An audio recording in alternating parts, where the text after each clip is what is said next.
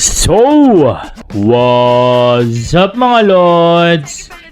Muli na naman nagbabalik ang inyong PBA Chismis para nga magbigay ng PBA updates. Nakakatakot ang Phoenix Fuel Masters. May namumurong coach. Trade update mga lods magbibigay tayo ng trade update. Official na ang hinirang ng Phoenix Fuel Masters. Itong si Charles Chu bilang bago nilang head coach. Kapalit niya ni Coach Willie Wilson. Ihahanda ng 37 anyos si Chu ang Fuel Masters mga lods para sa paparating na PBA Season 50 Commissioner's Cup. Gagabayan ni Chu sa Fuel Masters itong sina Jason Perkins, Richie Rivero, Kai Balungay, Tyler Tio, Evanelli, at Brian Santos. Asahan na ang matinding revamp dito nga sa Fuel Masters mga lods.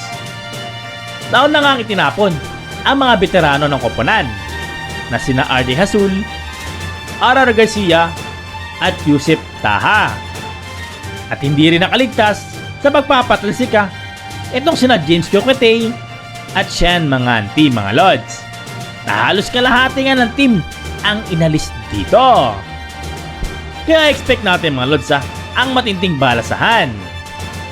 Pero rumor din ang pagpasok sa lineup nitong 7-footer na si Greg Slaughter.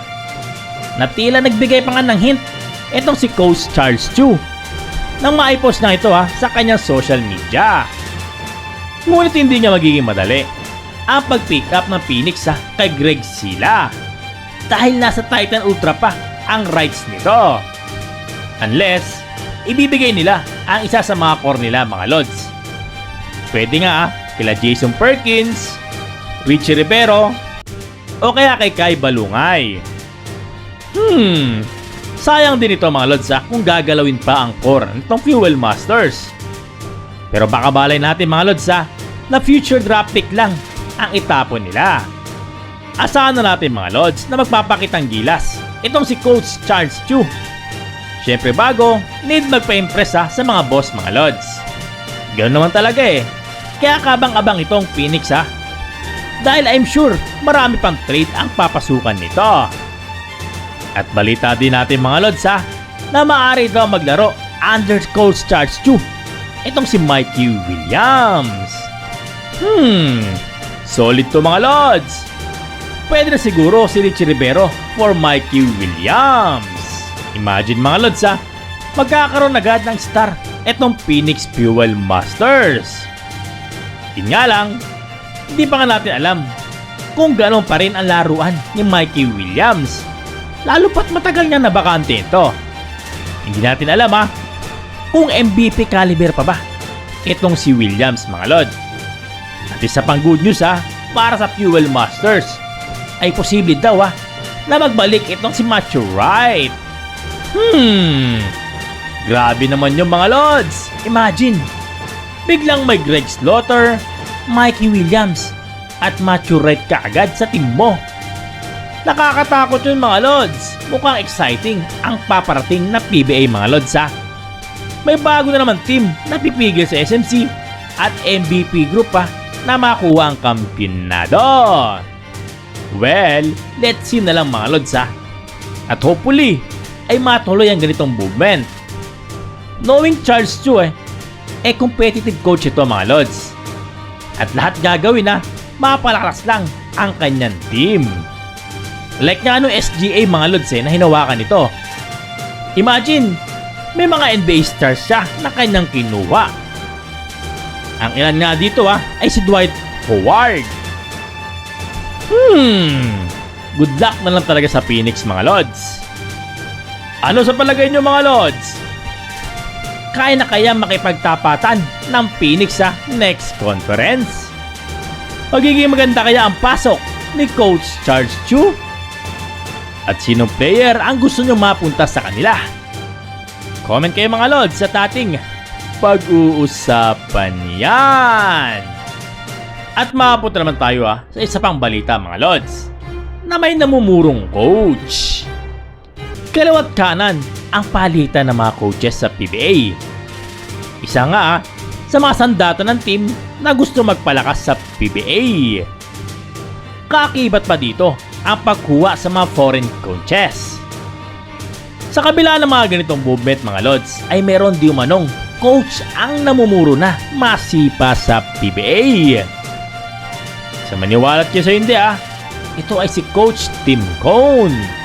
Ang tinutukoy ko mga lods, 2022 to 2023 ng Commissioner's Cup pa nga ang huling kampionado ng Ginebra. Dito nga ay pinangunahan pa nga sila nitong ating natural player na si Justin Brownlee. Almost 4 years na yun mga lods Uhaw na talaga itong ating mga kabarangay mga lods. At ito nga naging dahilan para ma-hot seat itong si Gilas coach Tim Cone. Si Tim Cone na ang pinakamagaling na coach sa kasaysayan ng basketball sa Pilipinas mga lods. 25 championships ba naman ang kinuha niya. At tanging coach lang na may 2 Grand Slam sa PBA.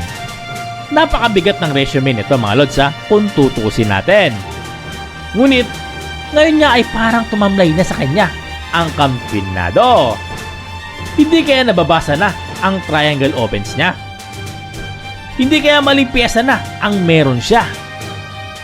O hindi kaya nagtatandaan na ang mga players niya? Ano sa tingin niyo mga lods? Sa kabila ng mga achievements ni Cone mga lods, ay nagbigay warning pa rin itong si Boss Ramon Ang. Napatungkol nga sa naging performance ito. Na anumang araw simula ngayon ay sisipain niya ang multi-talented coach. Ang tanong dito mga lods, sino ang ipapalit? Worth it ba talaga na pakawalan pa si Coach Tim Cone? Well, tignan natin ang susunod na movement patungkol nga sa palitan ng coach. Kaya kabang-abang lang talaga itong mangyayari mga lods. Para sa inyo mga lods, anong take nyo dito? Kung tutusin, sayang naman talaga itong si Coach Tim Cone mga lods. Mahirap na makahanap pa ng isang tulad niya. Pero anong gagawin ng may-ari kung hindi nga ganun ka-effective itong si Coach Tim Cone? Ilang taon pa ba siya mag-aantay bago ito palitan? Ito ang napakahirap na desisyon na gagawin ni Boss Ramon Ang mga lods.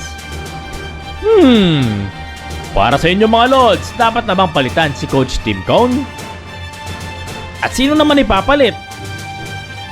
Comment kayo mga lods at ating pag-uusapan yan.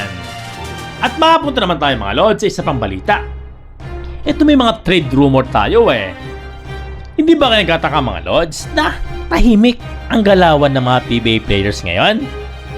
Sa kabila niya mga lods ay inaalok na pala itong star player ng Titan na si Calvin Abueva. Humiling di umano ang Pampanga native ng trade sa management. Ngunit magpahanggang ngayon ay wala pa daw takers dito. Sayang lang mga lods para sa Titan dahil napakaganda nga ng laro ni Abueva dun. Siguro may internal problem nga dito mga lods Pero tingin nyo na nababagay si Calvin mga lods? Say next, Rain or Shine, Meralco, TNT, Ginebra, o Converge? Comment kayo mga lods sa ating babasahin yan. So mga lods maraming salamat sa patuloy na pakikinig. Hanggang dito na lang. Bye-bye!